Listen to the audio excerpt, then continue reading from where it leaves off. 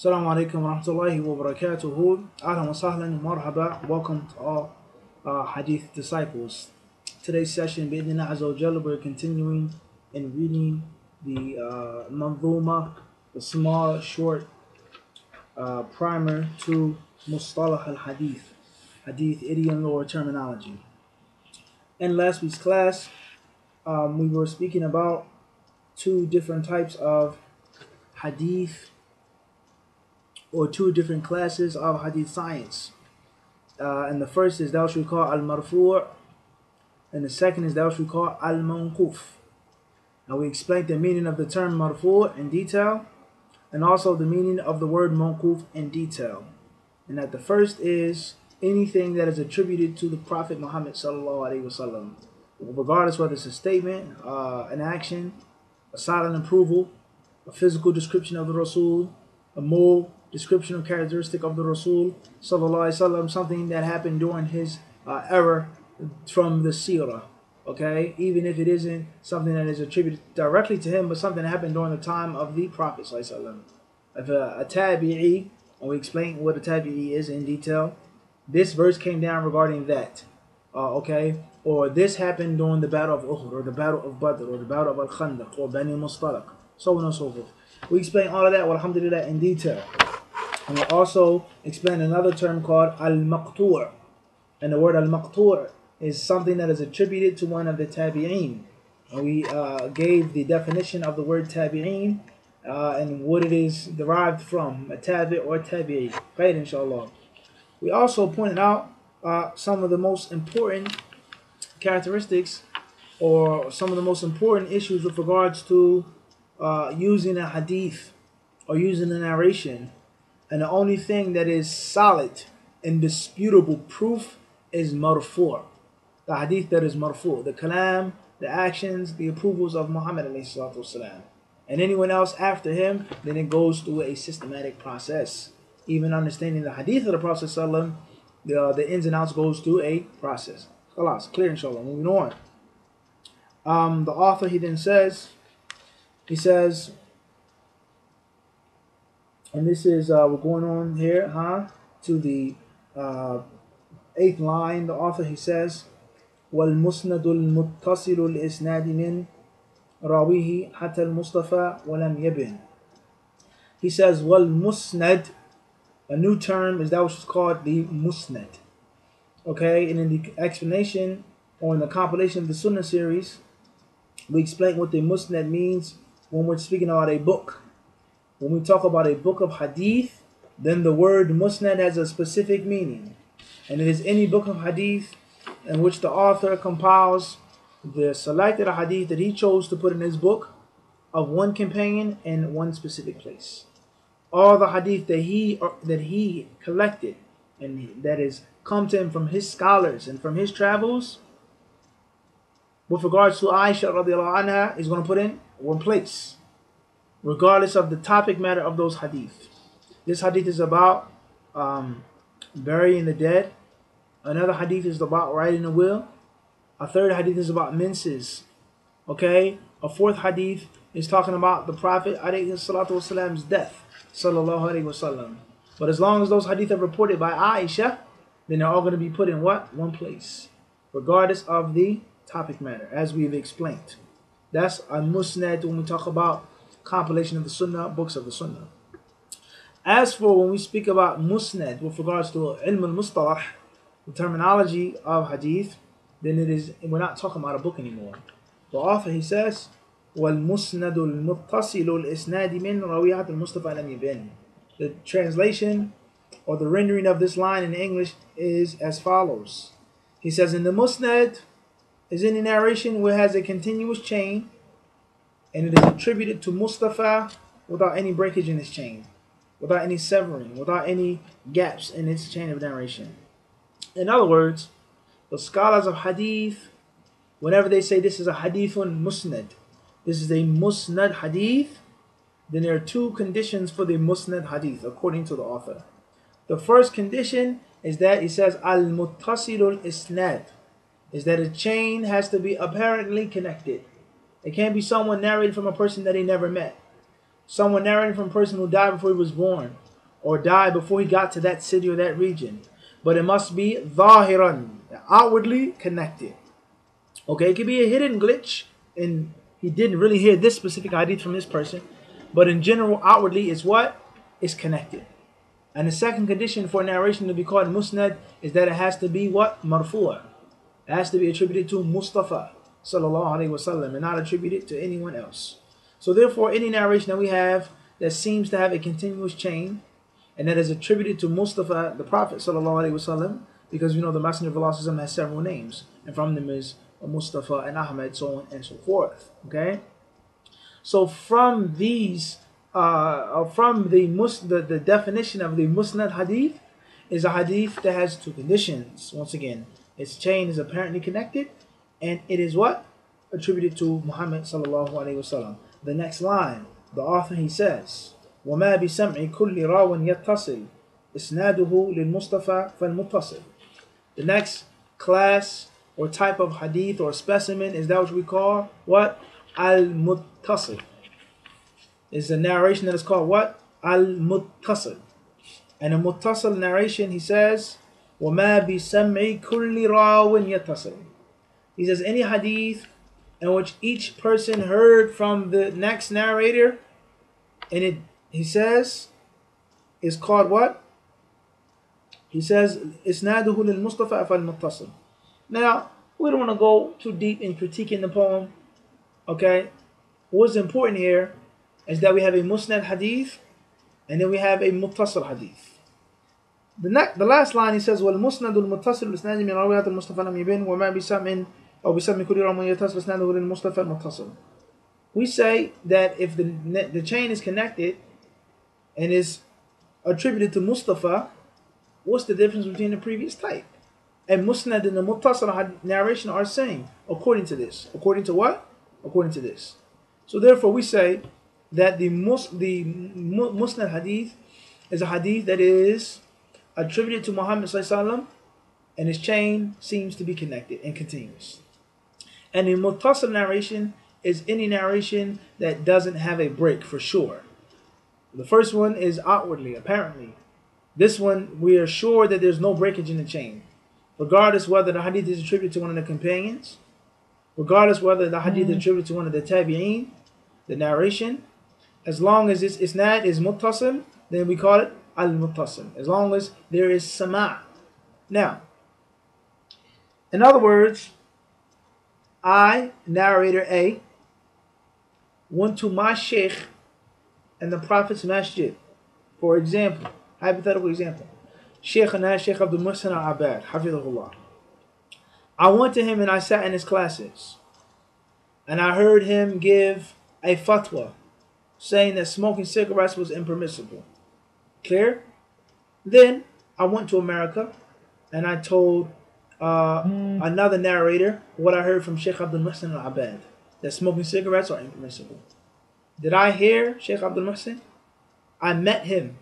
I came in contact with him. He told me something. I memorized it and I passed it on to my pupil.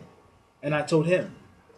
Regardless whether it was Shaykh Abdul Muhsin who told me, regardless whether it was a scholar in the Islamic University of Medina, regardless whether it was another classmate, whoever the person who said the metin is that I what? I heard from him, sama'. So according to the author, and at its basic introductory elementary stage, this is further elucidation of the first condition of an authentic hadith that has a continuous chain. But later on in your studies, bi'idhnillah azza wa jalla, you're going to, bi'idhnillah, if Allah gives you the tawfiq, is you're going to come across that hearing a hadith or hearing a narration is not the only way of taking it from your teacher. Rather, the teacher could read to you his notes. Your teacher could write you a letter. Your teacher could give you his notes. Okay? You could find the notes from your teacher. And so on and so forth. There are different ways of that which we call at-tahammul. And at-tahammul means taking the hadith, bearing the hadith. And talking about at-tahammul, the conditions of it, the types of it, will be explained within Azza wa Jalla, hopefully, in further sessions. How old do you have to be when you hear or get a hadith from your scholar? Huh? How old do you have to be? Do you have to be a Muslim? In other words, they were one of the companions who saw the Prophet ﷺ saying something or doing something, but before they had accepted Islam. He was a mushrik at the time. He was a polytheist at the time. And he saw the Prophet doing something. Later on, when he accepted Islam, he narrated the hadith. Is it accepted? Everybody understand this? These are rulings and differences between at-tahammul and between al-ada. And this is very important, and it's considered to be staple information for the hadith disciple. To understand that a hadith has the isnad and matan, chain in the text. And hadith also has, or with regards to narrating hadith, we have at-tahammul, and then we have that which is called al-ada. At-tahammul is when you what? When you get the hadith or the narration, regardless whether you heard it or not, because it's not necessary that you heard it. You may have seen it. I saw Sheikh Abdul Muhsin al-Abbad do this. I saw the Sheikh, and this is a literal example, I saw him using henna in his beard. He put henna in his beard. And it was a dark henna. It wasn't a light, bright yellow or red. It was a dark brown henna. I saw him doing this several times in the Prophet's masjid. I didn't hear him say anything.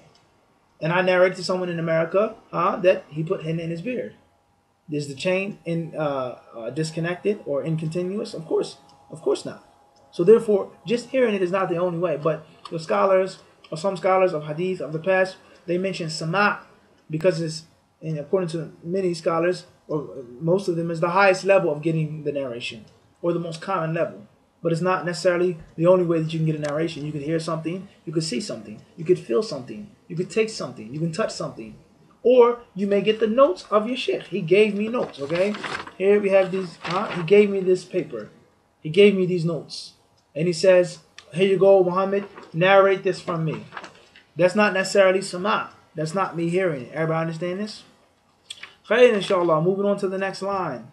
The author then says, Musalsalun qul ma ata, or he says, Musalsalun qul ma ala wasfin ata, mithlu ama wallahi anbani al-fata.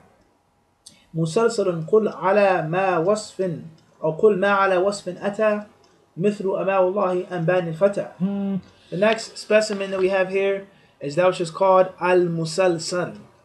The hadith which is called musalsal. And the translation of the line goes as follows. He says musalsal hadith is any narration in which there's a specific description or characteristic in its report, such as, by Allah I swear, the young man told me. The young man informed me. In other words, a musalsal hadith is a hadith in which his narrators in the chain from the beginning to the end, they all narrated with a specific type of narration, a specific wording, something special, a specific characteristic. In other words, I would say, for example, haddathani Sheikh Abdul Muhsin al-Abbad. Sheikh Abdul Muhsin al-Abbad told me, and he was sitting down. Sheikh Abdul Muhsin said that Sheikh Ibn Baz told him and he was sitting down. Sheikh Abdul Aziz Ibn Baz, he said that he heard from his Sheikh and his Sheikh was sitting down to the end of the narration.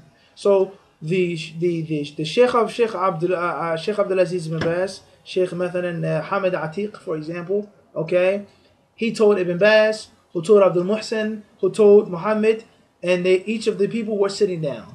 So I go to America, and I go to Brother Jeremy, okay, in Tennessee, and I say that Sheikh Abdul Muhsin told me to the end of the chain, and I was sitting down. I told you, Jeremy, in the masjid, and I'm sitting down. And then when you pass on the narration to your student, you're going to do what?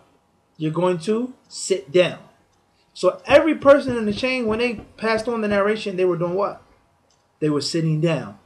So this is an example where they were standing up, or they were smiling, or they all were wearing white. Or I said to you, I said what? I said, I would tell you that my sheikh told me from his sheikh that I love you.